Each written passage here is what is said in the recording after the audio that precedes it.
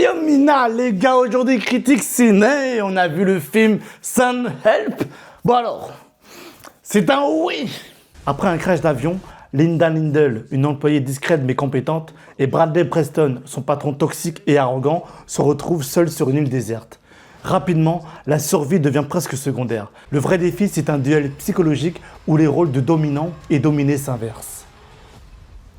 Bon, déjà, je te mets le contexte. J'ai vu aucune bande-annonce du film, aucun trailer. J'y suis allé en mode neutre, immaculé. Et j'ai vu le film en VF. J'avoue, j'aurais préféré le voir en VO. Et je sais pas pourquoi, j'ai senti que la voix française était heureuse de prêter sa voix à ces grands acteurs. Parce que je te le donne en 1000, mon gars. En 1000. Madame Rachel McAdams, j'espère que je le prononce bien, est bluffante. Du début à la fin, elle passe d'une employée effacée à une survivante imprévisible. Elle est drôle, intense, et puis elle est crédible. Le duo des deux, mon gars, incroyable. C'est ce qui fait le film. Ils portent, c'est le cœur même du film, c'est eux. Ces acteurs sont totalement investis, mon pote. J'avais l'impression de regarder une pièce de théâtre. Parlons un peu de la réal, monsieur Sam Raimi, que je connais que de Spider-Man jusqu'en enfer et de Evil Dead. J'ai senti qu'il a pris un réel plaisir à réaliser ce film. Tu sens l'humour noir grotesque et tu sens qu'il aime le gore, mais le gore maîtrisé. Je reviens encore sur l'aspect humour, mais c'était tellement plaisant de voir ça à l'écran. Parce que la comédie surgit toujours au pire moment, rendant le film à la fois jouissif et complètement imprévisible. Et ça, mon gars, c'est tellement divertissant. Après, sache une chose, parce que j'ai vu qu'on le citait comme un film d'épouvante horreur. Pas du tout. Il n'y a rien d'horreur, rien d'horreur. À part un moment où j'ai sursauté. D'ailleurs, il a fait un clin d'œil à Evil Dead, parce qu'à un moment, il y a une scène, j'ai pas de spoil, calmos, mais j'ai eu un sursaut. Et le sursaut, c'est un clin d'œil à Evil Dead. J'avoue, il y a une scène qui m'a marqué, il y en a plusieurs qui m'ont marqué, mais il y en a une, j'ai pas de spoil. C'est filmé en gros plan sur le visage, toi. Hop. Il se passe quelque chose de très gore à l'écran. De très gore.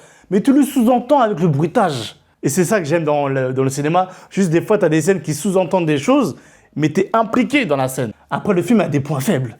Pour moi, le gros point faible, je répète assez souvent, le fond vert. En fait, je comprends pas. 2026, les gars.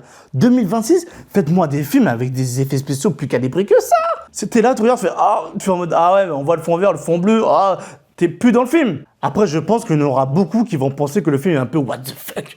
Ça part un peu dans tous les sens.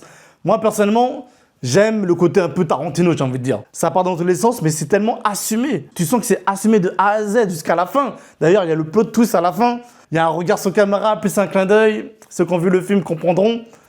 J'ai trouvé ça, encore une fois, le mot se répète, mais jouissif. Sur les thèmes du film, j'ai l'impression que le film explore subtilement la domination, le sexisme et aussi comment la pression au travail transforme les relations entre collègues.